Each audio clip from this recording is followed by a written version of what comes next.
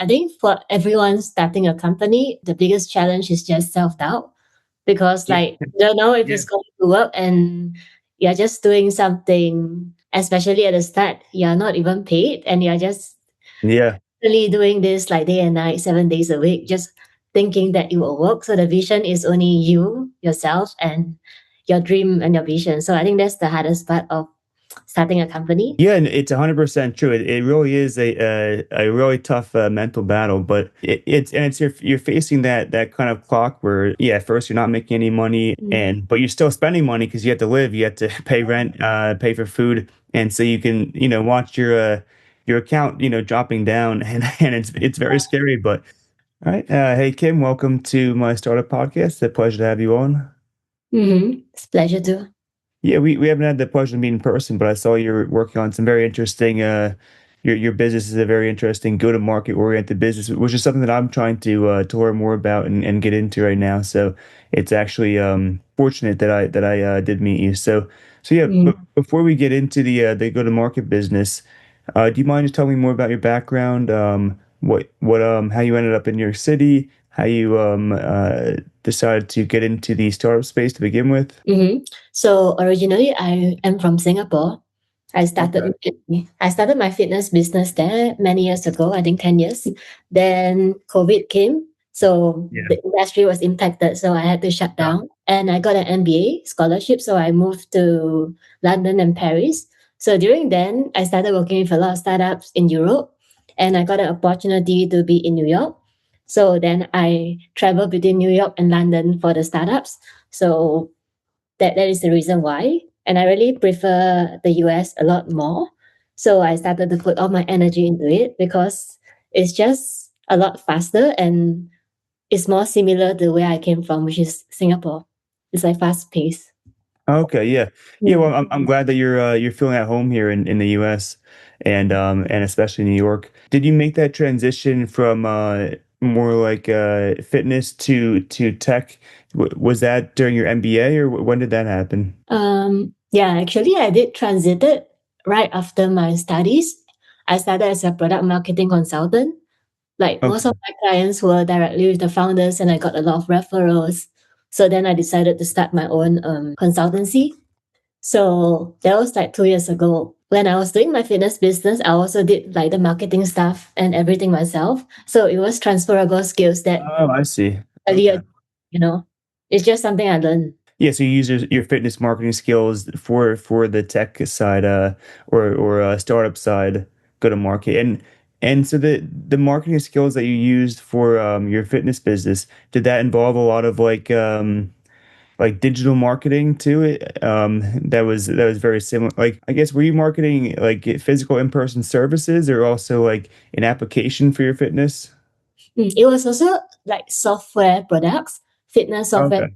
as well, I and see. social media influencer marketing. So it was really similar. Okay, okay, that's good to know. Okay, so yeah, that makes sense. That's how you transitioned into your company, and do you mind just telling us about your company now? So what's the focus of it? What's the main product or service that you guys sell? So from my consulting company, FUA Collective, I recently transited to Utopia Club. I transited because, like I mentioned before, I work with many founders in product marketing, and I Uh-huh. realized that founders don't really have a place where they can go and get a peer group for a second trusted opinion because they're Yeah. usually like you and me will face investors or stakeholders. And on the other Yeah. side, will be like employees, interns. So there's really no middle ground. And I'm often in the middle ground with them. So I created Utopia Club. It's a peer pod sessions where groups of 2 to 4 founders will come together and discuss their go-to-market blocker, particularly for US market.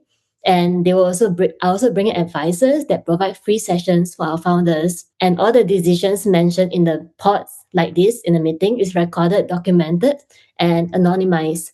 So it's created in our own database and it'll be passed down to founders. Because I noticed that this kind of high stake decisions is not really something that you can ask or search online or ask like cloud or chat gpt. It's something that you Yeah. have to get someone who has done it before, been through it before, like their opinion. Yeah, yeah.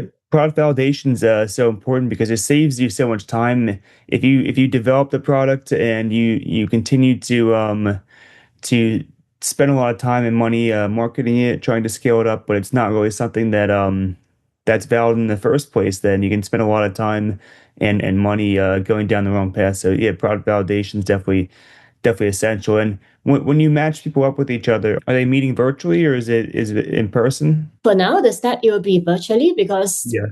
a lot of people are actually from many different cities like New York, San Francisco, Canada, London, and they all want to scale in the US, so they don't have a physical presence yet. Got it, got it. And are they trying it out in front of each other real time, each other's products, or how's the actual validation work? Are they carrying out certain steps that the maker of the product outlines, or are they just sort of like trying out however they think that it should work and seeing if it's intuitive? So the product is just a matching app, and there's a agentic AI layer as well. So what happened in the pod session is we will have one question to be discussed, and the question will be something that they are all facing. So the last session, I matched three founders who are discussing B2B complex sales cycle in regulated industries in the US. So they're selling to financial firms, they're selling to healthcare, Yeah. immigration. So all these things, like are not sure, and they can't really find this information online because you won't share this online. So the pod session discussed like what are the sales motion that they use and how do they go about it. So they didn't share any confidential details, more like the strategies that they use, what did not work. And paid media, like for example, LinkedIn paid media is not as good as Google, like all these things. Mm. So like once they know, they can avoid doing what other people already did. So they can also save on budget and not go down, the wrong rabbit hole. Yeah, tell me more about you. You mentioned that LinkedIn was not as good at what compared to Google? We were talking about paid media, especially for B2B. And one of the founders mentioned that LinkedIn ads doesn't really perform as well as Oh, interesting. Yeah. as Meta or as Google, and the conversion is just very high. Like you would think Yeah. it's a good platform for ads, but it's actually really expensive and it doesn't like get as many customers. Interesting. Yeah, I wonder, do you have any hunch as to why that is? Why Google is a better platform for sales conversion for B2B? I guess like when you go to Google, you're looking for something in particular versus when you're on LinkedIn, you're just sort of looking at whatever might pop up on your feed. Maybe that's it. Yeah, and I think Google is better because there's a lot of SEO things Yeah. you can tailor and it's more specific to the target audience. And there's many different layers as well. You can do pay per click and different types of advertisement. I think LinkedIn is a bit restricted in this sense. Yeah, gotcha. And so when you first started off this founders club to help give mutual validation for their products, how did you go about building this community? Did you like pull on a group of founders that you already knew and pulled them into the community, or did you host events? So I hosted one event in New York City, but that was last year. And then after that, I did it remotely. So I got people that I already worked with before, which are my friends. And I was also in a lot of communities like Slack, WhatsApp, and founder group because I'm in New York. So it kind of like just Okay. everyone together.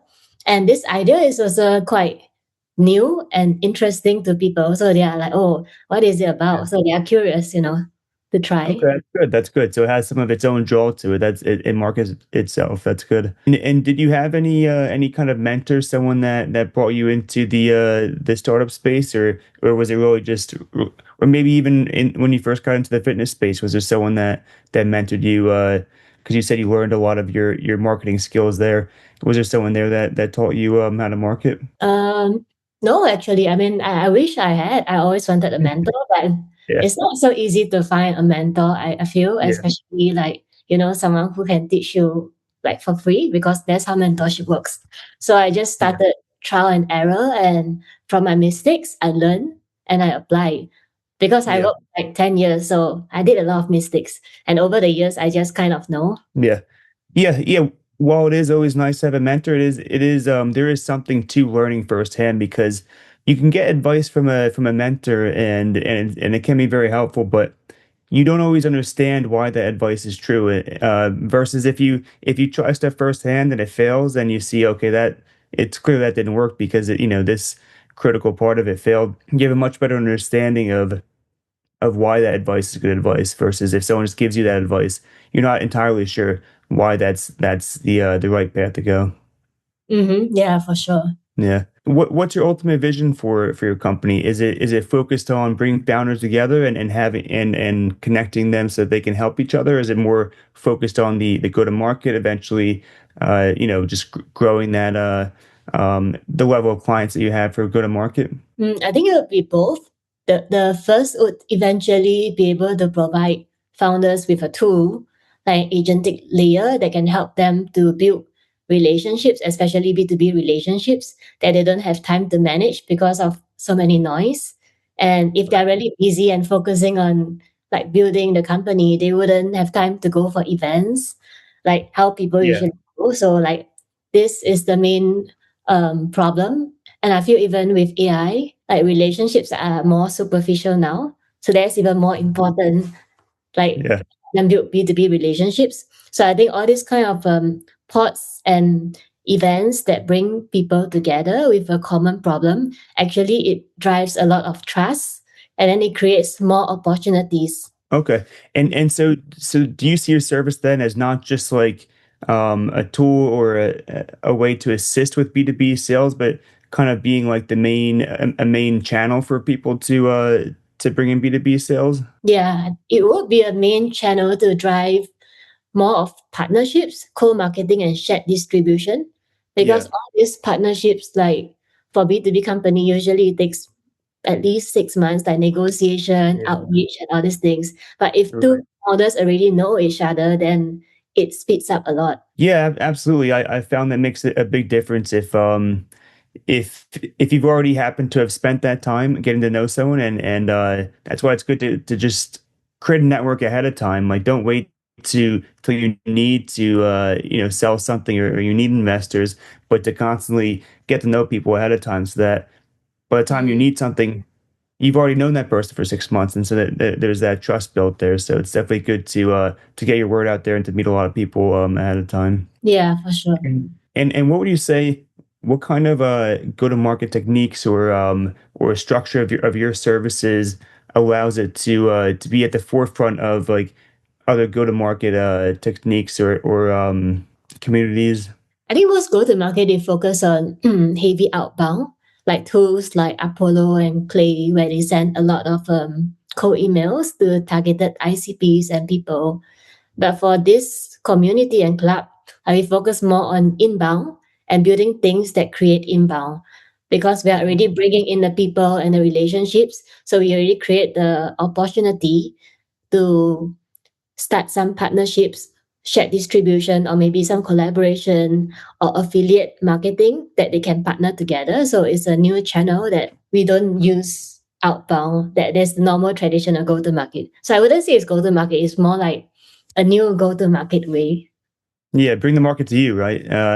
It's a Yeah, bring market to you. I don't know. yeah. Yeah. Yeah.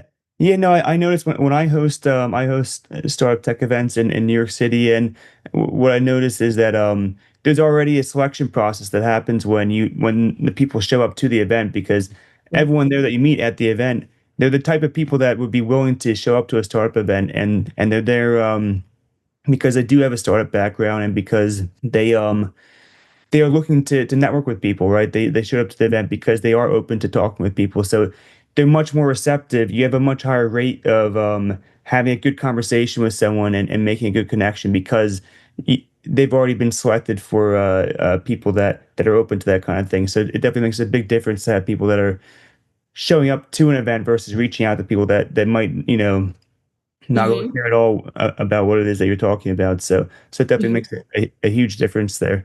Do you mind taking me through like the I guess if I signed up for your GTM program, like from start to finish, like what are each of the steps along the way? Um, it is not like a full program. It will be more of like a process. So Yeah. once you sign up, you will just join our community and you get access to our vetted advisors. So what I founders get is they can book. We have a handful of advisors now. We have five, but we're adding more. So founders get to book 15 minutes free call with each advisor once per month, and once the I next month starts, it will reset the quota. So if you find like an advisor that you like, you want to go more, then they will usually continue the deal or consulting agreement outside. We don't take a cut from it. oh, okay. Yeah, and apart from that, we also match founders into pods after the interview process. So we'll do an interview process to learn about the core go-to-market blocker or challenge that they're solving, to Yeah. understand more about their business, to really know who to match them in the pod. So the people that we match in the pod, usually they have the same ICP, the same people they are targeting, or the same market or the same problems. So they already go in with Okay. something in common. And when you're listening to these, or when you're taking in these interviews in order to match people up, are you manually listening to each one of them, or are you using AI to look at the transcripts and try to match it with someone? No, I do it manually, like every Yeah. single one. I speak to them and then I will record and I will analyze after that, like what exactly do they need to help them more. Then I Yeah. will do the matching manually. But after that, once our app is done, it will be done by AI, but with the system that I already created. Because I think the first at least 20, you need to really talk to people to know about them, to help them, like the additional support. They're not just Yeah. like AI. Yeah, definitely. If I was looking at a service, at this point, I would rather like because I always have the option of AI myself. I could put stuff into AI, so it's good to have a human touch to add whatever background experience you have in GTM to be able to make that match. And how's it been in New York City starting a company? Is it have you found I know you have some experience in different cities, and I know you mentioned that New York was more fast paced. Do you feel that it's like a accommodative startup culture here, or do you feel that any resources are missing? I think New York is the best place for startups. I mean, out of the cities that I live in, apart Yeah. from San Francisco, but I've never been there, so I cannot Right. compare. But Oh, compared to Europe, like London or Singapore or Berlin, I think New York has everything you need, especially if you're a tech startup founder. They have yeah. many different communities, events almost every other night. Then you can just meet anyone there. So I think it's really great. Yeah, yeah, no, that's been my experience, and I know technically San Francisco is still the Mm, number one spot, but I mean, I don't know at the rate things are going with there's so many people in your city, and there's so many people with deep technical skills, and they're mm, all so eager to meet up at these events that I would think that I wouldn't be surprised if in the near future it's New York becomes pretty competitive with San Francisco. It definitely seems pretty promising, especially in certain sectors like fintech, of course, and there's a very strong health tech community in New York as well. So always when I host health tech events, there's a lot of very passionate mm. and people eager to start companies. So I think that's a great mix because there's like health tech, like you mentioned, SaaS and also fintech. So there's really a lot of different strong verticals there. A lot of strong people and talented people. yeah, yeah, no, that's definitely true. I mean, I always think when for finance, any industry, any new industry that pops up will need finance and software. So fintech is pretty versatile that way, and then of course health is maybe the most important product of all because we all need our health. If we don't have that, then we don't have anything. So Yeah, that's true. yeah, how would you say the go to market industry is overall? Like, is this sort of do you see it developing or changing in any way? Is it growing? Is it easier or tougher with AI? I think with AI, it's harder to give the brands a good experience that people can feel and experience the brand because everything is automated now. And I noticed that a lot of brands are trying to have in-person events or those kind of workshops, things that bring people together, organized by the brand. So you can Yeah, kind of feel this kind of brand, like for example, Notion, they have events there, a lot play as well. When you go to the event, you know, oh, this is organized by Real as well. One of yeah, the then you go, you know, oh, it's organized by this product. And I like this product because you keep going to that events and you start to use their yeah. product. So I think this is a strategy that New York has. Maybe other cities, but this is what I noticed. Yeah, yeah. There's definitely a lot of event-based marketing, which is something that I'm also trying to get into. Yeah. Yeah, it's a good point with so much AI content out there. It I'm sure it would dilute the value of content of digital content because there is so much of it. There's so much supply of it that it doesn't. It's not as meaningful to just see some ad for something online. But but it's more rare to see in person, like the people working on that product and to meet them and to see their product up close, or to talk to them about their process of building that product and all the details that they've worked on to make sure that it matches the customer pain points or resolves them. So yeah, definitely for B2B especially, I think because there Mm. is, as you mentioned before, that long-term sales cycle because they are kind of oftentimes pricier products. And that makes the I think that's what the difference is between many consumer products and B2B is that because you're not spending $20, you're spending maybe 500 plus or maybe 1,000 or more, depending on Mm. what kind of B2B product. There has to be that longer sales cycle because no one Mm. wants to pay that much money by clicking a button online. They want to get to know someone in person and form Yeah. a relationship before they spend $1,000 on something or more than that. So Yeah. I think that's what drives that longer B2B sales cycle. Mhm. Yeah, and also B2B companies will host more events because they need more touch points. Like you need to have 5 to 7 touch points before someone actually pay you 1,000 a month. Yeah, right. Exactly. Yeah. Yeah, you definitely have to build up much more trust. And yeah, there's certainly a lot of reason not to trust someone that you've only met online. So definitely you need that in person that in person touch.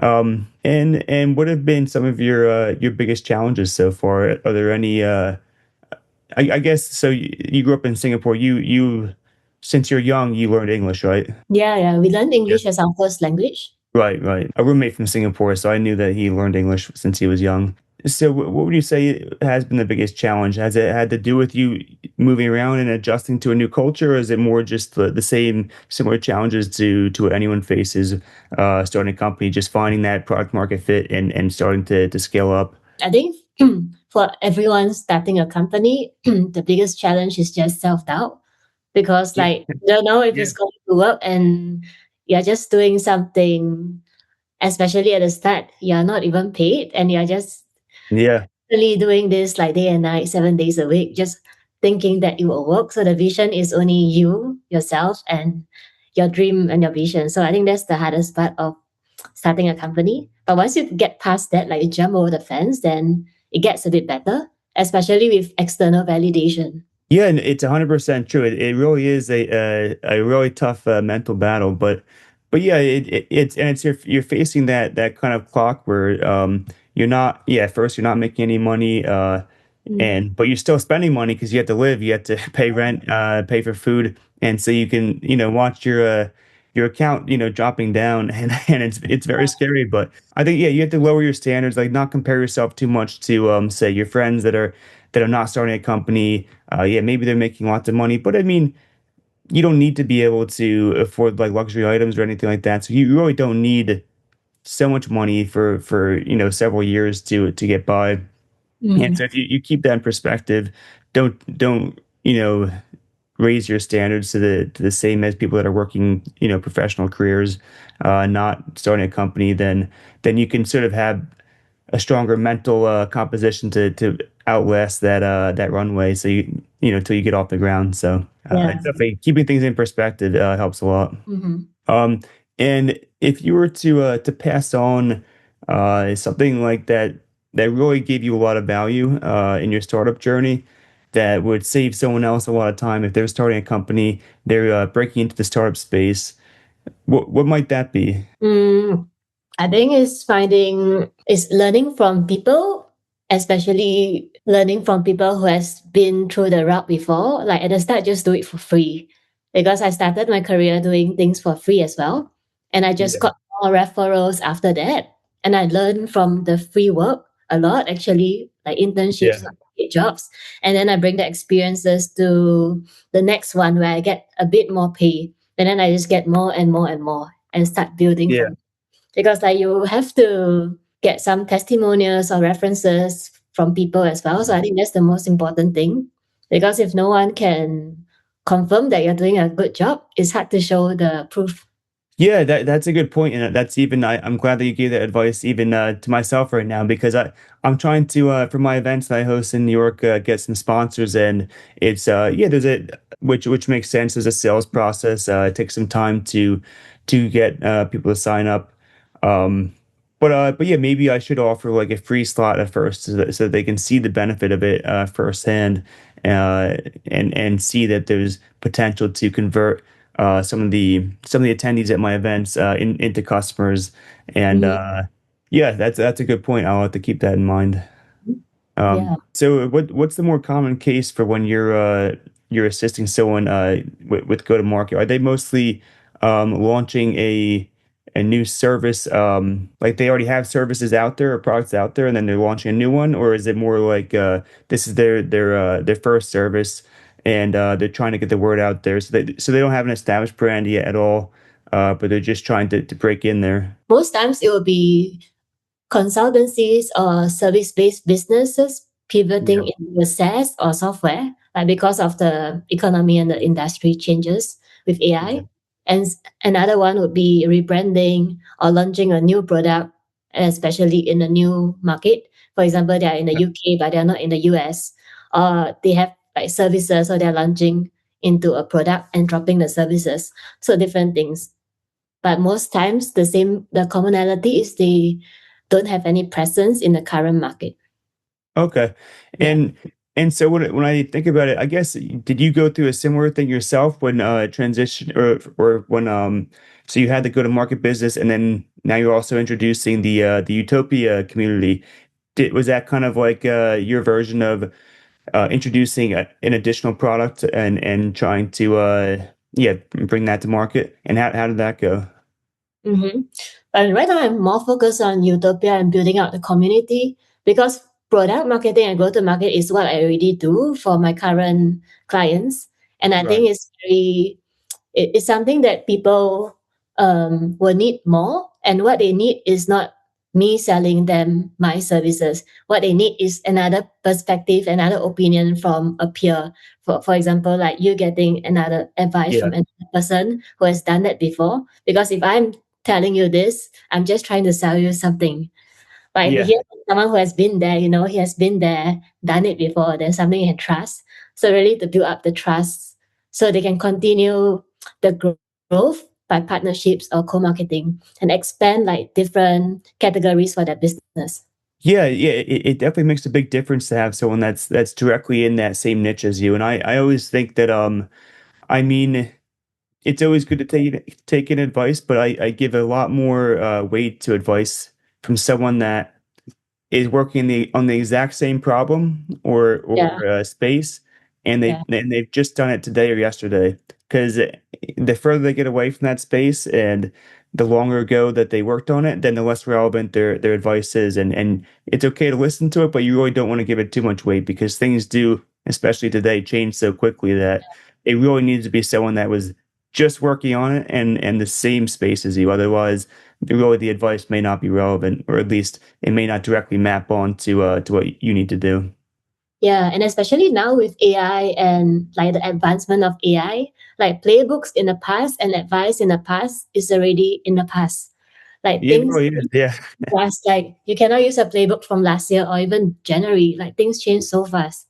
So yeah, you need to get like real time advice. yeah. It's definitely true. And what would you say are the biggest like I know I asked about the industry, like the industry changes, but like sort of more down on the ground for go to market. What have you noticed are like the biggest changes that have happened more recently that changed the workflow day to day for go to market? I think people are trying to automate a lot of stuff with agents. Yeah, The last time there's a lot of sales reps that does the calls and all these things, but now right, it's fully like agentic. So like outreaches are automated, emails are automated, content are automated. And I think the only thing that they can't automate yet is really the events, in-person experiences, and the vibe. Said this like you can't replace with AI yet, but everything else you can kind of use like agents to do it. right. And are you seeing are those agents pretty effective? Like, and to what extent can they complete the job versus they need a human in the loop? Is it like they do they initiate a cold call, and then once if the lead is qualified, then the human takes over. How does that work exactly? Mm-hmm. I think for now, I'm not sure if you can initiate a call, but I'm sure some companies can do it. So what they can do is they can initiate the outreaches that are not voice calls yet. So like emails or messages, and once the lead reply, then the human in the loop will pick up the call. Or another system is someone calls in, and then the call is answered by AI agent. So it will repeat like things to the person. But Right. I think only this for now. I don't know yet more yet. Gotcha. Gotcha. Yeah, yeah, no, it'll be interesting to see how much of it and what the conversion rate is for if you have an AI on the front lines of sales there, kind of qualifying your leads versus if you have a human being. Obviously, they can handle infinite volume, but yeah, I know in my case, I a product that I was working on for dentists would call the insurance company with AI, and that one yeah, it depended on the insurance company. Some didn't like it, so they would hang up, and some were okay. They would talk with it. So it definitely it depends, and that could change too. Maybe as we get more used to AI, people will accept more getting called by an AI if it has some kind of Yeah, verification of its credentials or something. Then maybe people will be okay with it, and they won't assume it's a scam or something. yeah, for sure. And for go to market, um are there different stages that you want to think about going through as you're going through it? Like you start off in one phase and then you switch up tactics once you get to the end of that phase to another phase, or is it more consistent but you're just scaling over time? I think depends on the target audience.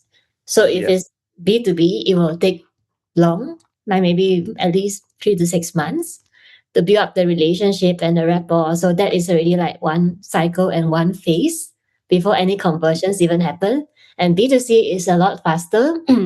Because most consumers do a lot of emotional purchase, and Uh, the things are cheap, so they will just buy without thinking much. The most they will do is cancel the subscription or get a refund. So that will be a lot shorter. Like the first phase is just to build the vibe, the brand, the experience, and get people to buy a lot. Then after that, there will be the retention. How many people that impulsively buy yeah. already buy actually continue using or not? Then that's the second phase. And the third one will be the growth phase. I got you. Right. That makes sense. Once you've established a way to bring people in, okay, that's one part. But if they're brought in but they don't stay, then you can't grow. But if you can bring in, have them stay, have that retention, then I guess that makes sense that you have growth after that point. Mhm. Yeah. And do you mind just taking me? You don't have to say any company names, but do you mind taking me through like a particular product that you helped go to market and just how that story played out? I think the last product that I helped was a affiliate marketing tool that connects B2B brands with creators. So basically they will use the link, like the link in the bio, where they can actually put products for affiliate marketing. So brands can pay creators through it, Okay. Yeah. partner with brands. So the go-to-market was just a lot of hype. So we did a lot of Instagram marketing, like Yeah. creating the content, building up the funnel and lead magnet. So when people see what we are posting, especially when we partner with influencers and creators, then it Yeah. gets a lot of attention. Then they'll go into the funnel by filling up their email address or their numbers, and we'll bring them into the email campaign, like send them a free stuff, second free stuff, third free stuff. And then you build up the trust over time. Then after that, you sell the product. So it's easier to convert after that. Oh, very interesting. So you start off with some kind of content creator or influencer. Their business model is affiliate marketing. So some kind of basically a sponsorship. They have some kind of merchandise linked in their bio, and so you don't start off by even selling the people that consume that person's content. You just once they sign up for it. So do you ask them to sign up for what a mailing list or something, and then that's how you initiate this like free gift of the product? Yeah, so we did influencer marketing. We partner with a few creators with the campaign, and the creator will send out a sign up link with a discount, and Okay, they'll yeah. discount to try the SaaS product. That's where they sign up the email. Then we give them more like things, for example, Amazon gift card or something like that. Yeah. And then they will get more and more interested to continue using, eventually convert. Yeah, that's very interesting to have that that kind of gift model. Do you find is the client at first is your client at first hesitant to give out money like that, or do they are they pretty trusting of you to just readily give that out, and they'll trust that they'll get the return in sales? Mhm. That is part of the marketing budget, because some marketing budget you can do like ads, and ads cost a lot of money as well. Like if you Okay, just run ads, then you see sponsored, then you click.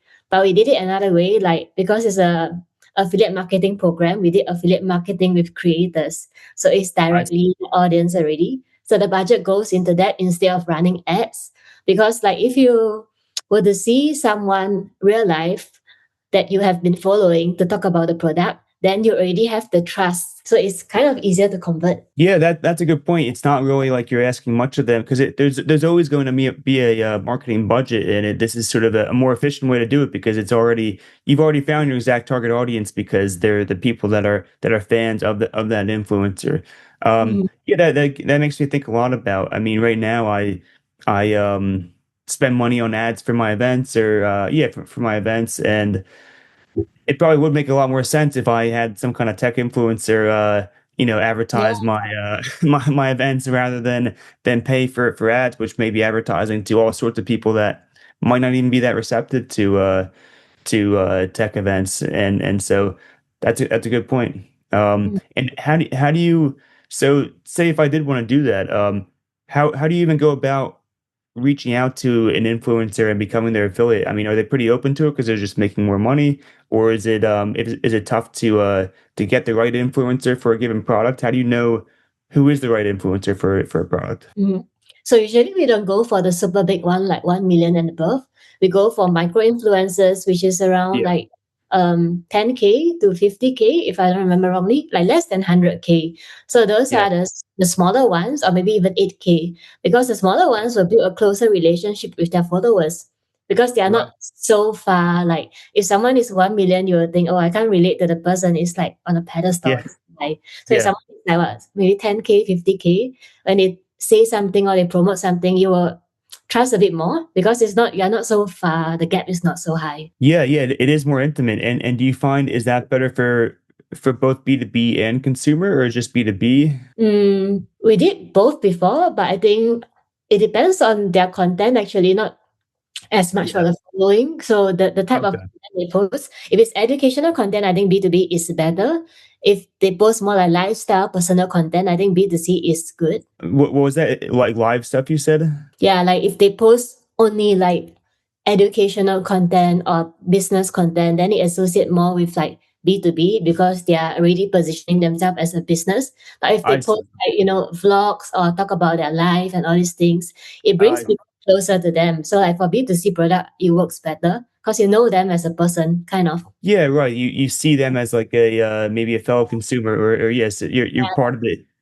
Yeah, right, right. Do you run any so you put the link in the bio and are customers usually able to readily find that, or do you find you have to also like run some kind of ad like within embedded within the content, like in the beginning of the content or at some point throughout it, like some kind of mention by the influencer, or is it just sufficient to have it just listed in the bio? Usually, if you partner with influencers or creators, they will mention about the product somewhere while talking about another thing, like either in the middle of the video or like at the back, and they'll usually say like they'll put a link in the description or something like that, like in the Yeah. comments, and that's where you go. So if people are really keen about the product, like they will stalk them for sure. So they will check their bio, check their profile, because like everyone will stalk at some point, especially if I follow the person. I will search Yeah. and try to find more information. Right. And Yeah. so do you find it makes a big difference then if the influencer is like they really weave it in well to their content and they kind of like tell a good story around the product versus if they just mention it? Like, do you find that makes a big difference? Yeah, for sure. If they Yeah. mention it like unintentionally or casually or like Yeah. really naturally, you can feel the vibe is not trying to sell you something like ads. If Yeah. you do ads, like people feel sold to, and a lot of people don't like to be sold to or like be pressured to buy something. Yeah. Yeah, no, that makes a lot of sense. And yeah, no, you've definitely got me thinking about I should rethink my whole marketing perspective and think of it more in terms of yeah, today there are so many micro influencers that do get very close to their own their audience, and I'm sure that it's almost like yeah, we talked about that long pipeline, like building up over 6 months, trust. You're almost sort of like borrowing that trust from someone who's already built it up, rather than Yeah, having to build it exactly. up yourself, right? So they've already built up that B2B or that sales relationship, and you're sort of borrowing that from them or paying them for it. So that makes a lot of sense. It kind of yeah, completes that circle there.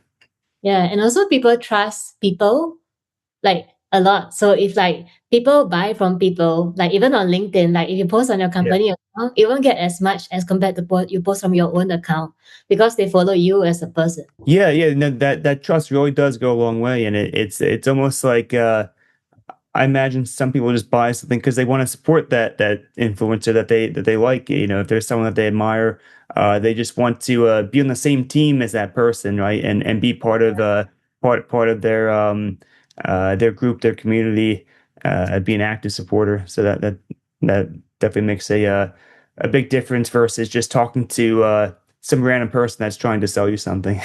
Yeah, exactly. Yeah. Well, Kim, it's been a pleasure getting to know your business, the go-to-market business. It's definitely an area that I need to learn more about, and that's relevant to some of the stuff that I'm doing. So I'm definitely glad that we had this conversation, and look Mhm. forward to seeing how your company develops and how the whole GTM industry changes with all this AI stuff going on. For sure, it was nice chatting with you as well. All right. Well, thanks, and you're always welcome to come to my events. Look forward to maybe meeting you in person at some point. But yeah, Hudson River Network. If you ever want to attend any of them, you can come for free. Oh yeah, for sure. Okay. I'll talk to you. Okay. Yep. Well, take care. Take care. So thank you.